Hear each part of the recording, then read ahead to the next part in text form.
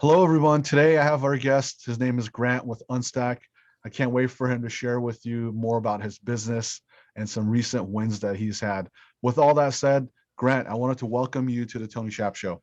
Excited to be here, Tony. Definitely. Let's dive right into it. Let's start off with the famous one word open. So, what's the one word you could use to share with the audience right now? How are you feeling? Energized. I'm feeling energized. Beautiful. All right. Let's go right into business. So, tell us about Unstack. I would love to hear, your story, your why, how you got started, where you are, and where you're going. I know this could be, this could take 2 hours to explain, but at a high level, if you could share with us all that, that'd be great. Yeah, 100%. So just at a high level, Unstack's sort of mission is to empower non-technical teams to build, measure, and scale their ideas, right? Um, I've been building digital businesses my entire career, and sort of seeing the struggles that go into building up digital presence, scaling it up, getting customers, understanding what works, what doesn't, what you should be doing next. And really have realized that's a horizontal problem, whether you're like my previous company, we worked with influencers. So whether you're an influencer, whether you're a startup or an entrepreneur trying to build something, or whether you're a scale up, some of the biggest companies in the world are actually even using Unstack. So really horizontally today, everybody's trying to move as fast as they can to, build these ideas, really validate, be agile in the market. And the goal of Unstack really was to bring the idyllic platform that I would want if I was going out to start my next company. How could I build that and give that to everybody to do the things that they want to do and kind of achieve the visions that they have? So that's how we started the business. We started it about 2 years ago. It's really kind of a, by entrepreneurs for entrepreneurs company. But what we've learned through that is that entrepreneurial thinking is really something that every company needs to embrace, regardless of your 200 or 2,000 employees. That's awesome. And just like before we started recording, we were talking about how what a small world it is. We both have a mutual friend, Luke from Friday.app. It was pretty cool. And also, with that said, when you talked about your story, kind of like right now, you just mentioned about it's something that you would want to use, kind of like how I started this podcast. We're also talking about I kind of invented it for something rapid fire, something that I would listen to, and I do listen to, and it appeals to a lot of people too. So with you, with Unstack, that's great that you created this platform and this tool for other entrepreneurs that's made by someone like yourself. That's awesome. So let's talk about a recent win. Can you share with us a recent win that you've had and what you learned from it, Grant? Yeah, I think so. We were talking about this before the podcast. Like obviously 2020 was a crazy year on so many fronts. We were fortunate enough to be able to close a seed round on December 1st. So through a crazy election and through Thanksgiving and the holidays and the pandemic, I think we're very grateful to have been able to do that. But I think what's also been a really great win is it's I think for us, knowing that we kind of have the longevity to really realize the bigger vision that we have as a company, like, I mean, that's obviously why people, they raise capital to accelerate and step on the gas. But I think that feeling of like, okay, now we've really got the ability to think bigger, think further out, and kind of know that we have a path to get there has been a really great win just to appreciate recently. That's awesome. Has anything changed since you got the funding in terms of like biggest thing you've noticed that's changed the way you operate your business since then? Um, Good question. I mean, I think as a team, we're I think everybody tried to take a step back and sort of reset, come into 2021 with, longer term plan, longer term thinking. I think, sometimes when you're super early, it can be that like mad dash to get to the next checkpoint. So I think one of the first things we want to do is like take a step back, like really gut check the plan, like really think about that. Um, so I would say like that's one thing. I think also just you get a little bit of a halo effect, and as you promote the business, announce around, right? We've been another, when we had a couple really large Fortune 100 companies that reached out and were like, hey, we have this use case, could you support it? So I think the credentialization that can sometimes come from putting a little bit of extra cash in the bank can also help you, sort of, I think bring on some of those bigger names, onto the logo list. That's awesome. So you shared with us a recent win. Can you share with us a recent not so win and we learn from it? Yeah, yeah. So one that comes to mind, which is pretty painful for us. So I don't know if you saw this in the news. I was on TechCrunch reported, I think like a week ago, that like Notion went down. I don't know if you're familiar with Notion, but they went down for like a day. Somebody had like created phishing content. And their DNS registrar flagged it and just like took them down. So like everybody on Notion just basically went down, no longer had access to the service. It's a company that's, I think they've raised like 50 plus million. They're becoming fairly ubiquitous. That actual same thing happened to us back in November, where somebody, tried to take Unstack, an Unstack account and like use it for a nefarious purpose. And so GoDaddy actually saw that and was like, hey, this looks like a bad domain, and they cut off the DNS. And so they actually like killed a bunch of our sites all at once. And so that was like a pretty interesting, tough, stressful learning experience for us, because as much as we're like a marketing platform, we're also, an infrastructure company in a lot of ways, right? Like we power now hundreds and going towards thousands of companies' websites and marketing infrastructure. So, that was an opportunity for us to like really take a step back and be like, okay, like what is our sort of like all our strategies around supporting our customers at scale? Like what are we missing? What do we get right?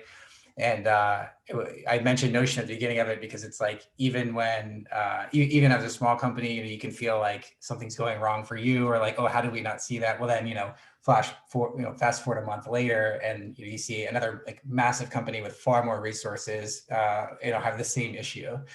So it's always like kind of interesting to put those in perspective. Absolutely. That's huge. And you bounce right back from it. So because you just create a solution and move forward, right?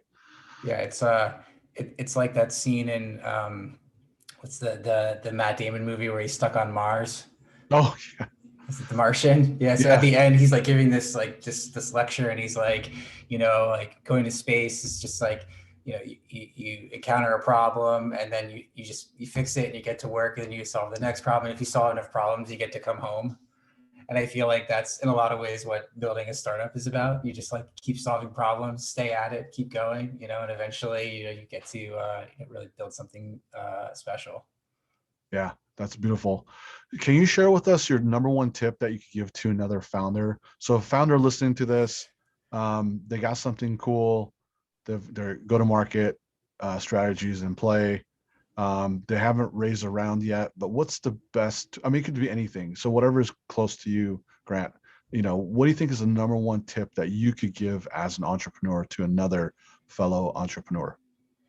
A couple things that come to mind, and this is going to be super general advice because everybody's got different problems they're trying to tackle. But I think broadly, right, like be patient and be resilient, right? I think those two ingredients are largely defining factors in getting to where you want to go, whether it's building a startup or doing anything else that's hard in life. And most of the good things are hard, unfortunately. So I would say that is like a broad context. But the other thing I think is important is surround yourself with people that you trust, that have maybe been through it, that can be a soundboard for you. I found that to be super helpful for me. Just as a gut check, even like, hey, am I crazy? Am I thinking about this the right way? Like having a couple of folks that are, whether they're mentors or they're other founders, that you can kind of talk to through those things. A lot of times people they've either gone through it or someone else is going through it right now. And I think having that as an outlet is really important. So those are probably the things that, I think about, that I'm trying to, stay mindful of as we build Unstack as well. Excellent. That was really powerful because a lot of founders, patience is the number one thing that you might be on this great stride, right? And then if you don't have the patience, you can mess it all up. So that was really valuable. Thanks for sharing that with us. So I'm in payments, as you know. So I always ask some of my audience and also our guests that we have on here, could your business survive if you could not accept credit cards?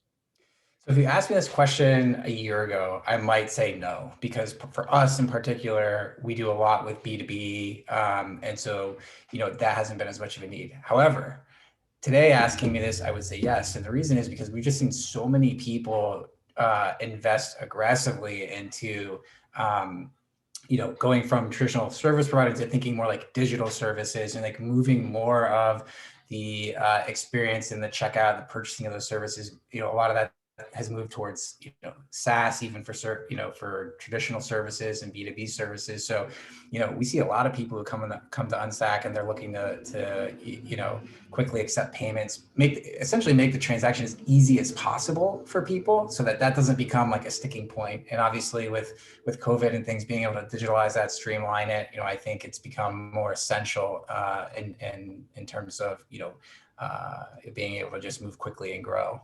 Okay. Here's a super random question for you too. How did you come up with the name Unstack? So we actually originally we launched super early, like in our prototype days, as Spark.app, which just as general advice, I would say don't name your business Spark. It's like a very, very competitive word across pretty much every category out there. I think Adobe even has like a product called that. So we kind of knew as it got legs, like, hey, we need to think like what's a name that kind of speaks to us. B, that we can go out and own. Obviously we own Unstack.com, for example, and that we can like build on early, but also scale on. We can build $100 billion company on this domain. And so I don't know if you've ever gone through the process of like branding or coming up with a name for something. It's so hard. Like not only are a lot of names taken, but then a lot of like the domain names are taken, and it's like a whole thing. So we probably went through like, I don't know, a couple hundred names, and we just like, co-founder and I would just like veto off a bunch of names, and then they have sort of a subset, and then we'd be like, oh, none of those work because we can't get a domain, so we go back to the drawing board. So eventually we came around to Unstack, which my co-founder Steve came up with. And really the idea is just, we want to like unstack people out of these complicated marketing stacks that they've put together. I talked to somebody yesterday who's using, their company's using a headless CMS and a landing page tool, and they're using Segment, and they have HubSpot, and they have Salesforce, and they have like all these other like data products to understand what's working. It's like, it's incredibly complicated. And I don't know that that's going to go away, especially for mid-market and enterprise. But for us, we're really like, how do we help people kind of simplify that and have one home base where they can really build, measure, and scale? And so how do we unstack them, right? Like out of those decisions and into a platform that just works for them. That's awesome. And the name, the way you described the story, how you're literally helping people unstack. So, which is pretty cool. I love that. What's the question I should ask you, Grant, that I haven't asked you yet? It's a good question. I think like one of the things if I were in your shoes, or we have a podcast as well, and I think one of the things I'm always curious to learn from other entrepreneurs is like, what assumptions did you make that turned out to not be the case, and how then my goal in asking that question is trying to really like pattern match and understand like what that could mean for my business, or what assumptions might I be making, and I think I'll give you one example from my previous company, Grapevine. Very early on, we made this assumption that like to really win in our category in the influencer marketing space, we were one of the first in the space to really build a platform around influencer. And the assumption we made there was like, hey, follow the dollars, right? Like, let's build for advertisers. They have the money. Like, they're gonna, that's who we really want to go after. And like, the influencers are gonna go where the money is, so it doesn't really matter. Like, so early on, we kind of took that mentality. That was the assumption that we made. In reality, the outcome was that actually focusing on audience and community and building a super loyal community within the influencer category was incredibly valuable, because it was a way of actually building a moat and differentiating within a space that ultimately became more and more commoditized as more and more marketplaces came out, and brands would just kind of jump around and go all over. So we kind of got that assumption a little bit backwards. So I think it's always interesting, like for any entrepreneur, really gut checking some of those like assumptions you're making about your go-to-market, and like where your moats are, and like how you're thinking about that long-term. And I took that learning in Unstack. We focus a lot on, educating our customer. We have this amazing Slack community. Like, we're very like customer first, customer centric, content centric. So I think that's something that, when you get an assumption wrong, like try to carry the learning with you forever and apply it in new situations. That's awesome, man. Thanks for that valuable lesson. And I'm glad you shared it with. I think it's going to have a huge breakthrough on some of the listeners. You never know, right? So that's great. So how could our listeners get a hold of, where could they go to find out more information about your company? Yeah, so I mentioned this a minute ago. We're unstack.com. So definitely come check us out, especially if you're building a business. Reach out to us. I'm on Twitter. My handle's Deken. I'm on LinkedIn. I'm Grant at unstack.com. So always looking to connect with entrepreneurs and see where we can be helpful. Awesome. And let's sign it off with the one word close. So what would that be? What would that be for you right now? Reflective. I always feel reflective after podcasts because you get to talk about all these things. We're like working so hard all the time and like, go, go, go. But then you have a great conversation like this and you're like, oh, wow, like that's pretty insightful sort of learning that like I had just like talking with Tony and like hearing some of these things. So I couldn't agree with you more. And I'm super grateful for you to come on here. I can't wait to have you back on here again. So Grant, thank you very much for your time. And we got a lot of great gems from you. So thanks again. all right, Tony, thanks for having me.